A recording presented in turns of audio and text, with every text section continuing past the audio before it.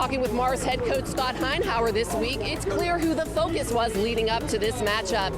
He tells me the key to this game is to stop the run, especially Riverhawks star running back Zane Dudek, who rushed for over 300 yards and had 3 touchdowns last week against Indiana. Central Valley lost some key players from last year's Whitfield AAA championship and state runner-up team. Tonight, the New Look Warriors host conference rival Montour Spartans, who are looking for their first win over CV since 2012. The Beaver Falls Tigers have been dominant thus far in the Midwestern Conference. Their defense has allowed only 7 points to date. If the Beaver Bobcats have any chance of winning, head coach Jeff Beltz tells me he needs early, consistent play from his team. Continuing its playoff push, Central Valley comes into this game on a 3-game winning streak, having put up 40-plus points a game since its only loss of the season against Montour, while Annbridge remains on the hunt for its first postseason appearance in 10 years. Reporting from the sidelines in Shelley, this one could mean conference bragging rights. Thanks, Scott. Bell Vernon, Ringgold, 2 rivals, 2 unbeatens in front of this electric crowd. The winner goes to 6-0 and is in the driver's seat to take the Big Ten Conference title. Bell Vernon makes the first big play of the game just minutes into the first quarter with this fumble recovery by senior Mike Samancic at the 11-yard line. That sets up this 1-yard touchdown plunge by senior running back Luke Durgan. Leopards on the board 7-0. Ringgold strikes next on a drive that includes this 36-yard run by junior quarterback George Martin and finishes with a 2-yard carry into the end zone by running back Shakar Berry. After failing a 2-point conversion, Bell Vernon still leads 7-6. Then late in the third, Ringgold intercepts the ball, and on the very next play, Martin scores from 5 yards out, making it 12-7 Rams. Middle of the fourth, it's Bell Vernon special teams who produces the turning point of the game. Check it out. Noah Bukowski recovers the Leopards' block punt and returns it to the 8-yard line, setting up a 4-yard touchdown run by quarterback Mike Fine. Defense and special teams decides this one with the score Bell Vernon 13, Ringgold 12. Shelley Bortz, Channel 11 Skylights. The top-seeded Central Valley Warriors are only 1 game away from defending their Whitfield title, but they're up against a Mars team that is hungry and eager to prove it deserves to be playing under the lights of Heinz Field next week in the championship game.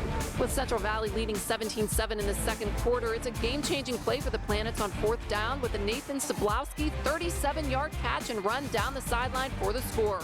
Mars cuts the lead to 3, making it 17-14. But on the very next play, Warriors quarterback Chris Callahan finds wide receiver Kurt Reinstatler for a 65-yard score to stake the Warriors to a 24-14 lead. Now to the third quarter, the Planet's Garrett Reinke goes to the right and dives it in from 3 yards out for the first score of the second half. We're tied at 27. But it's this play that punches the Warriors' ticket to Heinz Field. Callahan hits Reinstatler, who shakes off several Mars defenders and takes it 92 yards for the score. The Warriors extend their lead 41-27. Central Valley goes on to win 48-41. Shelley Bortz, Channel 11 Skylights.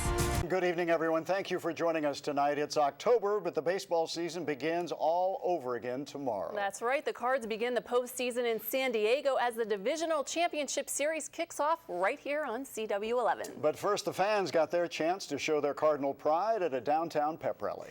CW11's Michelle Anselmo is live at Busch Stadium where the festivities just wrapped up. Michelle? Meanwhile, 8 little girls are fighting for their lives tonight after a man walked into their school and shot them execution style. It happened in an Amish schoolhouse in Pennsylvania. Police say what Charles Roberts did was premeditated and planned. Jamie Garland has more on how this tragic event unfolded. 2 area sheriff's departments are getting some federal help to fight meth and other drugs. Franklin, Jefferson, and 2 other counties will share a combined $500,000 in federal money. The U.S. drug czar says fewer students are using methamphetamine, and he also stated that there's been a drop in meth lab incidents in Missouri since 2001. An elderly woman from St. Clair County is the state's 2nd victim of E. coli linked to spinach. The Illinois Health Department says she ate fresh bagged spinach purchased at a grocery store. She spent time in a hospital but didn't suffer from a form of kidney failure often associated with E. coli. Shelley Bortz is live in St. Louis County with what the experts are saying. Shelley? Well, Rick, the auto industry is selling more and more cars like this one that run on gasoline and ethanol. Here's how you'll know. Take a look. Your car will have a yellow gas cap that reads E85 gasoline. Now, if you've been looking, then you already know that there aren't too many E85 gas pumps around. In fact, there are only 2 in the area. So that's another thing that's going to have to change before President Bush's plan can be accomplished. Live in St. Louis County, Shelley Bortz, CW11 News.